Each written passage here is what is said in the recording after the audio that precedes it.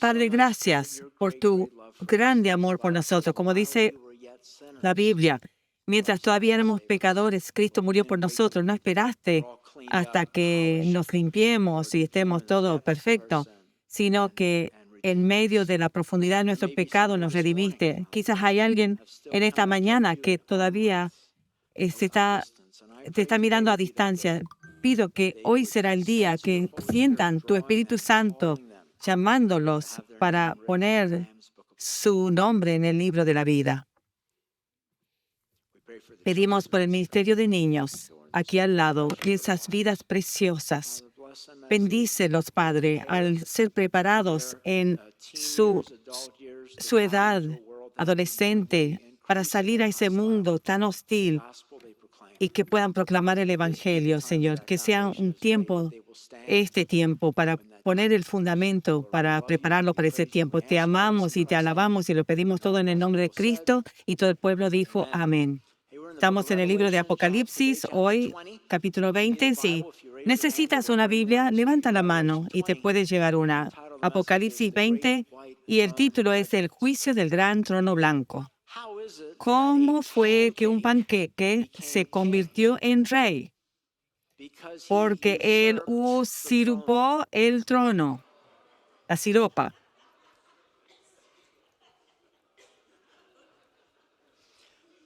En la lección de hoy,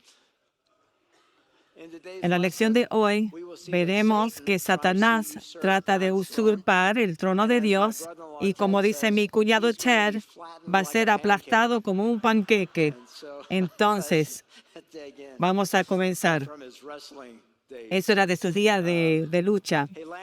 La semana pasada, en el capítulo 20, vimos que Satanás va a ser atado por 1000 años en este pozo sin fondo, y al final de los 1000 años va a ser liberado una última vez para andar por toda la tierra una última vez. Y él llamará a un ejército innumerable para luchar contra Cristo. Vemos eso en Apocalipsis 28. Saldrá Satanás para engañar a las naciones, llamadas Gog y Magog, por todos los extremos de la tierra. Las reunirá a todas para la batalla, un poderoso ejército tan incalculable como la arena de la orilla del mar. Y después leímos la semana pasada que Satanás y su vasto ejército innumerable son derrotados sin esfuerzo rápidamente, con este vasto ejército siendo exterminado por el fuego que viene de Jesús. Y en ese momento vemos que Satanás es arrojado vivo al lago de fuego, donde se une al anticristo y el falso profeta, siendo atormentados, ya esperándolo. En Apocalipsis 20:10 dice: después el diablo que los había engañado fue lanzado al lago de fuego que arde con azufre, donde ya estaban la bestia y el falso, el anticristo y el falso profeta, o sea, el líder religioso falso. Allí ellos, los tres, serán atormentados día y noche por siempre jamás. Y hoy, en verso 11, la escena cambia abruptamente de los oscuros recovecos ardientes del lago de fuego a la brillante y gloriosa sala del trono de Dios en el cielo. Es un escenario poderoso. Apocalipsis 20:11. Y vi un gran trono blanco, al que estaba sentado en él, y al que estaba. La tierra y el cielo huyeron de su presencia, pero no encontraron ningún lugar donde esconderse. Vi a los muertos, tanto grandes como pequeños, de pie delante del trono de Dios. Los libros fueron abiertos, entre ellos el libro de la vida. A los muertos se les juzgó de acuerdo a las cosas que habían hecho, según lo que estaba escrito en los libros. El mar entregó sus muertos, y la muerte y la tumba también entregaron sus muertos, y todos fueron juzgados según lo que habían hecho. Entonces la muerte y la tumba fueron lanzados al lago de fuego. Este lago de fuego es la segunda muerte. Y todo el que no tenía su nombre registrado en el libro de la vida fue lanzado al lago de fuego. Ahora, este escenario es el gran trono blanco de juicio. Y lo más importante que tenemos que saber y recordar de este evento del gran trono blanco del juicio es que si tú has aceptado como tu Señor y Salvador, tú no asistirás a este encuentro. No estarás en presencia del gran trono blanco del juicio, jamás, nunca. Porque el gran trono blanco del juicio es solo para aquellos que no han recibido al Señor Jesús como su Señor y Salvador. Voy a repetirlo. Las únicas personas que van a aparecer ante el gran trono blanco del juicio son aquellos que jamás han aceptado a Cristo como su Señor y Salvador, los perdidos, que van a salir o surgir de todas las edades. Aquellos de nosotros que somos salvos, habremos participado en la primera resurrección que tiene lugar en el rapto, justo antes de los 7 años de tribulación. Este evento del rapto se conoce como la primera resurrección. Es la resurrección corporal de todas las personas salvas. Pero el gran trono blanco del juicio se conoce como la segunda resurrección. Y esta segunda resurrección tiene lugar 1007 años después de la primera resurrección. Para estos perdidos, hombres y mujeres perdidos, este evento será un momento de inimaginable vergüenza, horror y temor. En cuanto al gran trono blanco de juicio, John MacArthur dice, este es un trono de juicio elevado, puro y santo, y Dios se sienta en este trono como juez en la persona del Señor Jesucristo. Entonces será Jesucristo mismo que se sentará como juez sobre los perdidos. A Juan se le dice que el cielo y la tierra huyen de la presencia de Dios porque no encuentran dónde esconderse. Juan vio este juicio de la humanidad que está devastada por el pecado, un mundo contaminado por el pecado que va a dejar de existir. El apóstol Pedro se refiere a la misma destrucción de la tierra por fuego y la nueva tierra que va a seguir en 2 Pedro 3, que dice esto. Pero el día del Señor llegará tan inesperadamente como un ladrón. Entonces los cielos desaparecerán con un terrible estruendo y los mismos elementos se consumirán en el fuego, y la tierra con todo lo que hay en ella quedará sometida a juicio. Dado que todo lo que nos rodea será destruido de esta manera, ¿cómo no llevar una vida santa y vivir en obediencia a Dios, esperar con ansias el día de Dios y apresurar que éste llegue? En aquel día Él prenderá fuego a los cielos y los elementos se derretirán en las llamas. Pero nosotros esperamos con entusiasmo los cielos nuevos y la tierra nueva que Él prometió, un mundo lleno de la justicia de Dios. Entonces, veamos un cuadro de este escenario. Dice, vi los muertos grandes y pequeños. Bueno, ¿quiénes son? Son todos los no salvos desde el principio del tiempo. ¿Dónde estuvieron hasta el gran trono blanco? ¿De dónde los sacaron para llegar a este salón del trono blanco? Estaban en Seol o en el Hades. Y estos malvados todavía están en Seol hoy en día, esperando este juicio del gran trono blanco, Seol. Bueno, ¿qué es Seol? ¿Y dónde está ubicado? Es una muy buena pregunta. Seol es una palabra hebrea usada en todo el Antiguo Testamento con referencia al mundo invisible de los muertos, el lugar, dice la Biblia, debajo de la tierra donde antes de la cruz, tanto los justos como los injustos iban después de la muerte, con los justos y los injustos siendo entregados en una de dos partes diferentes completamente del Seol, el día en que mueren. En el Nuevo Testamento, la equivalencia exacta de la palabra hebrea Seol es la palabra griega Hades. Quieren decir lo mismo. El Hades se describe como debajo de la superficie de la tierra, en el corazón de la tierra, como el inframundo o la tierra de la muerte. En la Biblia, Seol es a menudo conocido como infierno o el pozo o la tumba. Cuando los impíos morían, bajaban a la parte inferior del Seol, conocida como el pozo. Se habla de este pozo donde los malvados iban cuando morían. En la Biblia se habla como cruel, insaciable, tiene puertas, tiene una boca, es poderosa y una prisión donde la gente vive en continua llama y tormento. La Biblia incluso identifica a algunos que bajaron a este pozo. En la lista incluye Faraón, Coré y su compañía de rebeldes, el hombre rico en Lucas capítulo 16, así como todos los hombres malvados. Se dice en la Biblia que ese lugar bajo de los malvados es un lugar de debilidad, de vergüenza, pobreza, tormento, remordimiento y un lugar de memoria y conciencia.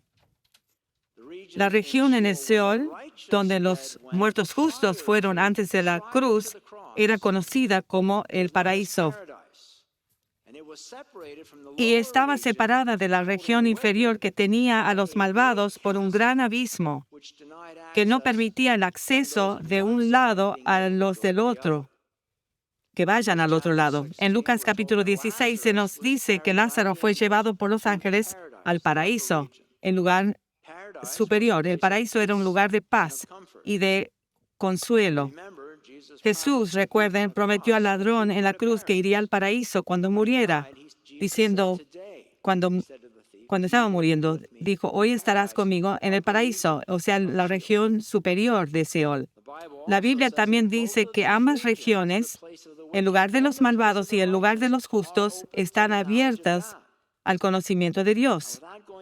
Ahora, sin entrar en mucho detalle, muchos, sino la mayoría de los maestros evangélicos enseñan que cuando Cristo murió en la cruz durante sus 3 días en la tumba, mientras en la tumba bajó al Seol y predicó el mensaje de salvación a los muertos justos. Y luego llevó a su hueste de personas justas al cielo, o sea, sacó del paraíso al cielo.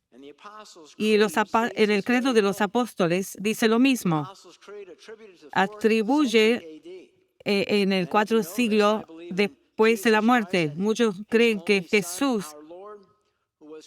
creo que Jesucristo, su único Hijo, nuestro Señor, que fue concebido por el Espíritu Santo, nació de la Virgen María, sufrió bajo Poncio Pilato y fue crucificado, murió y fue enterrado y descendió al infierno. En el tercer día descendió al cielo.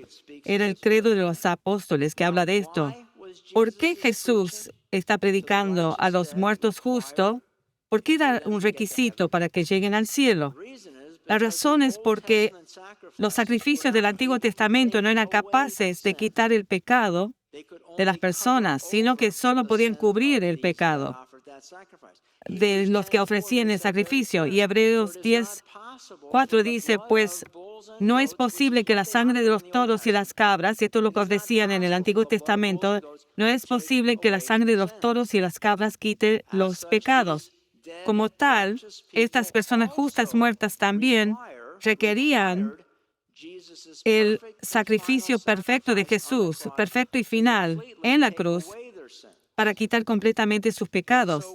Así que cuando Jesús murió en la cruz, y porque Jesús murió en la cruz, de esta región superior del Seol, estos muertos justos fueron transferidos al cielo, y este lugar del Seol, el paraíso, ha estado vacío desde entonces, porque desde la cruz, cuando las personas mueren, van directamente al cielo, directo al cielo. Sin embargo, la región inferior del Seol permanece completamente ocupada con todos los hombres y mujeres perdidos hasta el día del juicio del gran trono blanco que estamos estudiando hoy.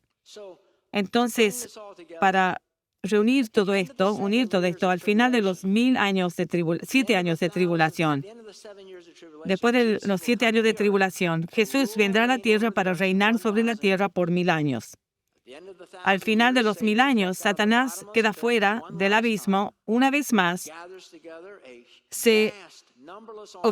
Lo sueltan del abismo, se reúne y lidera un vasto ejército innumerable. La batalla contra Cristo, que es derrotada, enviando fuego del cielo. Cuando esto sucede, todas esas personas asesinadas en la batalla, millones y millones de personas que mueren en esa batalla, tanto como todos los malvados desde el principio de los tiempos que habían estado alojados en el Seol, se encuentran instantáneamente transportados a la sala del trono de Dios para esperar el juicio del gran trono blanco. Una pregunta puede ser, en Seol, al esperar estos malvados, saben que este día llegará. Saben que van a recibir su final asignación de fuego en ese día.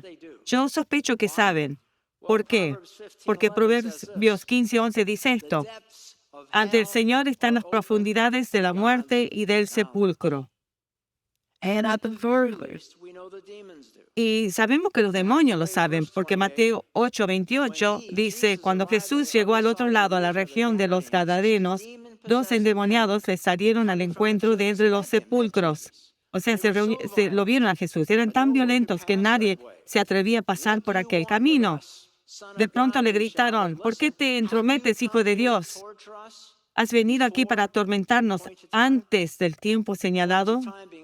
El tiempo señalado se entendía que es el tiempo cuando van a ser echados al lago de fuego. Y saben que llega ese momento. Apocalipsis 20:12, Juan ve el lugar final en el trono blanco del juicio. Leemos esto: vi a los muertos, tantos grandes como pequeños, de pie delante del trono de Dios. Los libros fueron abiertos, entre ellos el libro de la vida. A los muertos se les juzgó de acuerdo a las cosas que habían hecho, según lo que estaba escrito en los libros. Es muy importante entender lo que leímos. Verso 12 dice, los libros fueron abiertos. Plural, más de un libro. También nota que el verso 12 dice que eso incluye entre esos libros un libro en singular que se llama el libro de la vida.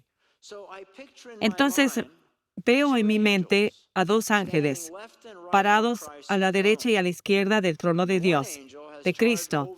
Y un ángel está a cargo de un solo libro, el libro del Cordero de la vida.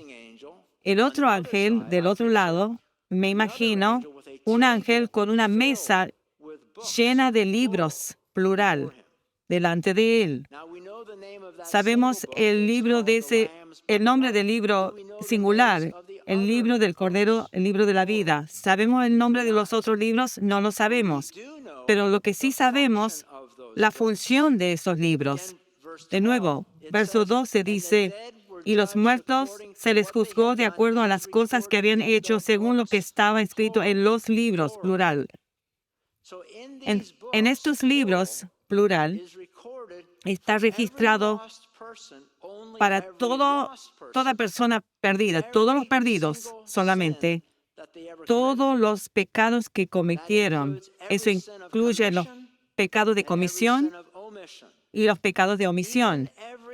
Aún cada pensamiento malvado, vil, que tuvieron, pero quizás nunca actuaron sobre eso, porque recuerden que Jesús dijo esto de esa idea, Mateo 5:27. Ustedes han oído que se dijo, no cometas adulterio, pero yo les digo que cualquiera que mira a una mujer y la codicia ya ha cometido, o sea, de acuerdo al punto de vista de Dios, ya ha cometido adulterio con ella en el corazón.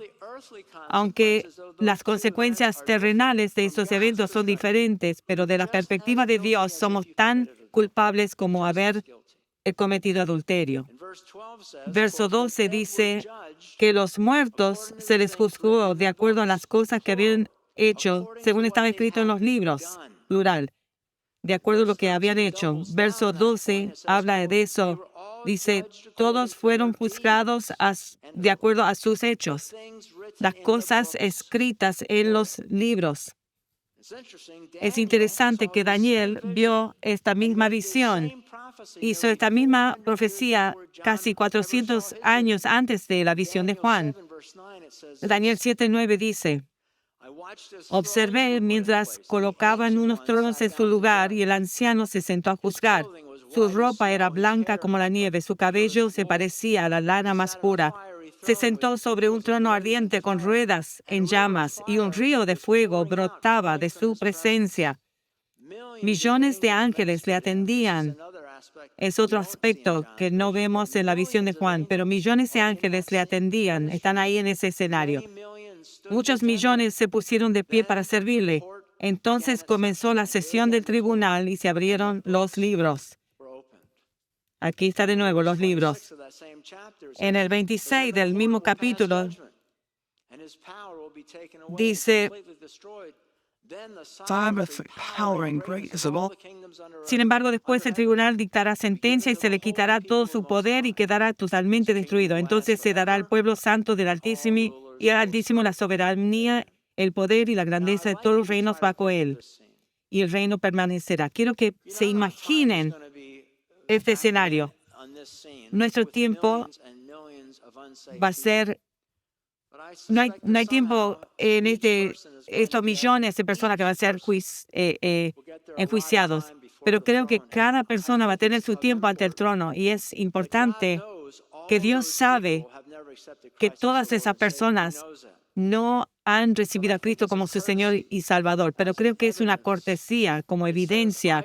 Dice que el libro de la vida primero va a ser examinada, va a ser determinado que sus nombres jamás fueron escritos en ese libro. Y eso va a ser un escenario muy condenatorio porque al ver ese libro puedes ver a la persona diciendo, ay, había un tiempo que yo debería haber escuchado todos esos mensajes y esas personas que me decían, no puedo creer que no hice escribir mi nombre en ese libro. Y después van a ver los otros libros, ver los hechos que las personas cometieron. Y es como que me imagino en mi mente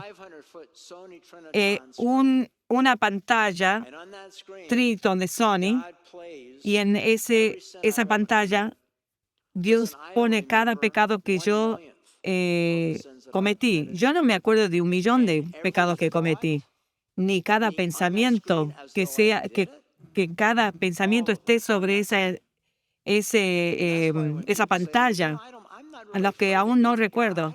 Muchos dicen, no me asusta encontrarme con Dios, no creo que fui tan malo, no cosa que Él tenga un problema, pero después de 10 años de ver esa pantalla con Dios, creo que vas a estar tragando saliva. ¿Te imaginas cómo Dios lo va a ver? Es terrorífico. Cada pecado es registrado están registrados en esos libros. Y esto trae una verdad crítica. Lo que sorprende a muchos hoy es que ninguna de estas personas, ninguno de estos perdidos van a ser juiciados o condenados al infierno por los hechos pecaminosos. Entonces tú dices, Tom, ¿de qué hablas? Te pasaste 5 minutos diciéndonos que van a ser juzgados según sus hechos, pero nunca tendrían que pasar nada de esto si simplemente por fe habrían hecho poner su nombre en el libro de la vida. Escuchen el verso 15. Y todo el que no tenía su nombre registrado en el libro de la vida, esa es la prueba ácida. Esa persona fue lanzada al lago de fuego. Hay solo un pecado que te va a quitar de no permitir que vayas al cielo. El plan de salvación que Dios nos dio a través de su Señor Jesús es rechazar eso. El pecado imperdonable es la incredulidad de la redención de Cristo en la cruz. Y no hay lugar para no entender esto. Juan 16, escuchen. Jesús dijo, los convencerá en cuanto al pecado porque no creen en mí. La Biblia dice, el pecado del mundo es la incredulidad. Y cuando Jesús fue abordado por este mismo tema en Juan 6:28, los religiosos vinieron a Jesús y le preguntaron, ¿qué tenemos que hacer para realizar las obras que Dios exhibe? ¿Qué debemos hacer? Y ¿qué obras requiere Dios, exige Dios? Y la respuesta de Jesús dice en el próximo versículo, Esta es la obra de Dios. ¿Qué obras quiere Dios, me exige Dios? Preguntaban antes, pero Él dice, esta es la obra de Dios, que crean en aquel a quien Él envió. Es todo. Entonces, porque estas personas no querían creer, no querían confiar en el único que Dios envió, ellos necesitan ganarse el camino al cielo. ¿Eso se puede hacer? Te preguntas, ¿puedo ganarme mi camino al cielo? Bueno, tienes que vivir una vida perfecta. ¿Cómo va eso? Perfecta, absolutamente perfecta, sin no dar en el blanco. No solo perfecta de aquí en más, sino toda tu vida pasada también. ¿Tú crees que alguien tiene una oportunidad para llegar al cielo así? Nadie. Y es donde estos libros de los Hechos tienen una parte importante. Van a ser exactamente lo que dice Romanos 3:23, pues todos hemos pecado. Nadie puede alcanzar la meta gloriosa establecida por Dios. Y vemos en el verso 13 que el juicio es inclusivo. Todo ser humano perdido que jamás haya nacido va a aparecer en este trono de juicio. Verso 13 dice esto: el mar entregó a sus muertos, y la muerte y la tumba también entregaron sus muertos, y todos fueron juzgados según lo que habían hecho. Casi me recuerda al rapto, que la tierra entrega sus muertos para el rapto, pero estos cuerpos que vuelven a la vida, su destino es completamente diferente. Su morada, su destino es muy diferente. Los del rapto van al cielo, pero todo esto son destinados al lago de fuego. John MacArthur dijo esto: todos los muertos injustos aparecerán en el juicio del gran trono blanco, y ninguno escapará. Todas las regiones de la tierra que han tenido los cuerpos de los muertos injustos producirán nuevos cuerpos adecuados para el infierno. Así como el cuerpo que resucita para el cielo va a ser adecuado para el cielo, estos van a ser adecuados para el infierno. Marcos 9, al hablar del infierno, Jesús nos habla de que van a estar en el fuego, pero que no los va a consumir, que no van a ser comidos por gusanos, pero no van a ser consumidos. Dice Jesús acerca del infierno: es donde su gusano no muere y el fuego no se apaga. La sal con que todos serán sazonados es el fuego. Va a haber fuego continuo, pero no se consume el fuego. También dice, de nuevo, MacArthur, la tierra entregará los cuerpos de los injustos y producirá nuevos cuerpos adecuados para el infierno. Y verso 14 dice: entonces la muerte y la tumba fueron lanzadas al lago de fuego. Este lago de fuego es la segunda muerte. La muerte significa que nadie va a morir nunca más. Por siempre se acabó. No habrá Hades, no habrá infierno. El infierno era un lugar que era como una celda que los tenía guardados para este momento del lago de fuego. Igual que el cielo es un lugar donde los salvados van a esperar la nueva Jerusalén. Entonces, Hades es también lo mismo, una celda que tiene a todos antes de ser echados al lago de fuego, su último destino. Y Juan en el 14 dice que el lago de fuego es la segunda muerte. Y todo el que no tenía su nombre registrado en el libro de la vida fue lanzado al lago de fuego. Uno, cuando mueren, cualquier día que fue, físicamente, cuando murieron y dieron su último aliento, ellos transicionan de su cuerpo terrenal a un cuerpo diferente, la misma alma que fue enviada al infierno. Esa es la primera muerte. La segunda muerte es cuando estas almas perdidas, se han perdido, van a su lugar final de tormento, el lago de fuego. Y de nuevo, ¿quién va ahí? Verso 15 lo dice. Todo el que no tenía su nombre registrado en el libro de la vida fue lanzado al lago de fuego. Entonces, ¿cómo se aplica la lección de hoy a mí? Dos aplicaciones.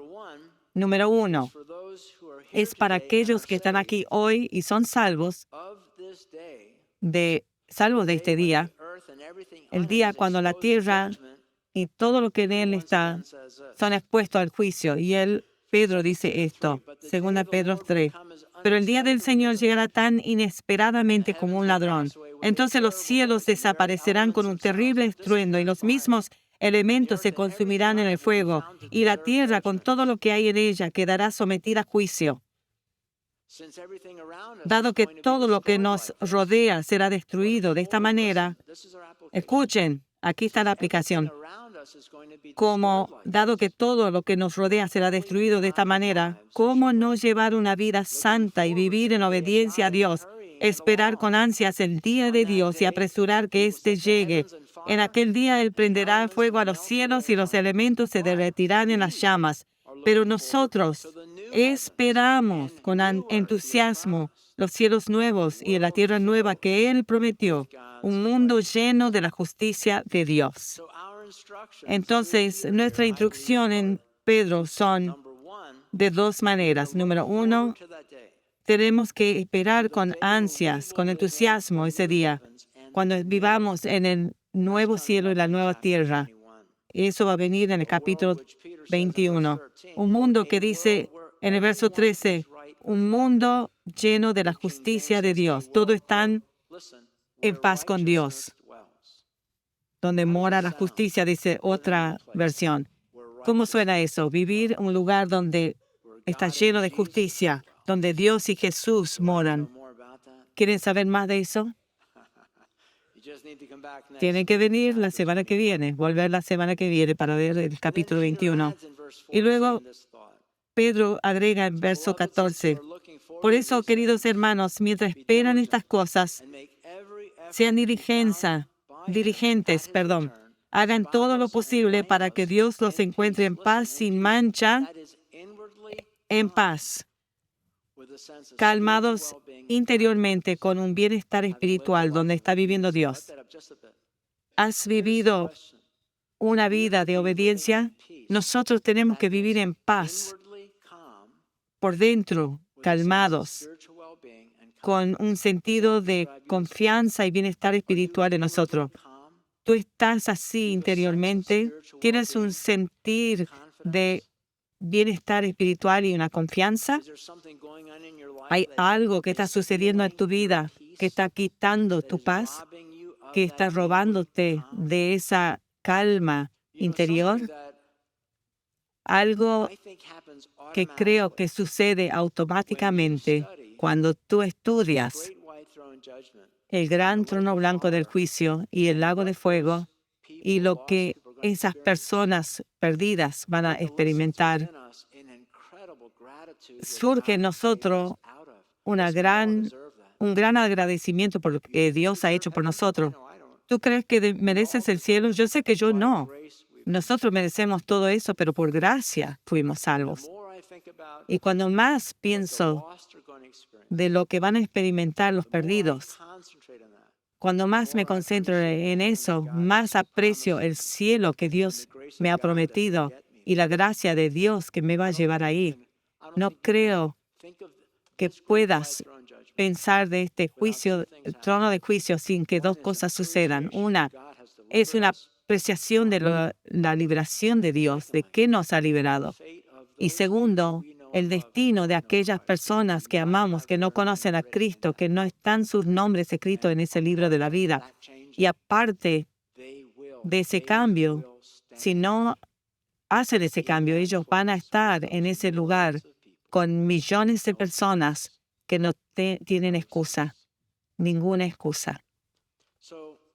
Entonces, si tú no tienes esa paz dentro tuyo, Jesús dijo, mi yugo es fácil y mi carga es liviana. Yo le digo a las personas que si estás llevando una carga pesada en este momento, si no tienes esa paz, es porque Estás llevando algo que Dios no quería que cargues. Él quiere llevarlo. Mi yugo es fácil y mi carga es liviana. Pon tus cargas sobre mí porque yo cuido de ustedes. Él les ama. Pueden irse con eso esta mañana. Y segundo, el tema de este mensaje es la enseñanza más importante que vas a escuchar. ¿Sabes cómo sé eso? Porque representa la prioridad absolutamente en la cima de la lista.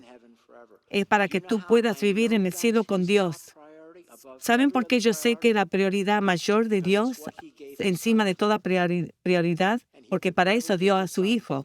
Y Él jamás daría a su Hijo por algo que no sea la mayor prioridad. Su más grande prioridad era proveer un camino para que puedas tener perdonados tus pecados, para vivir una vida eterna con Él y tener tu nombre escrito en el libro de la vida. Yo escucho a las personas decir que van a la iglesia y dicen, nunca hablan del infierno en la iglesia. Pero nosotros hablamos del infierno. Y si nunca oraste para que tu nombre sea puesto en el libro de la vida, no dejas que el enemigo deja que te saque este pensamiento, esta intención. Haz algo con esto, porque quizás no escuches este mensaje nunca más. ¿Y sabes cuál es la realidad?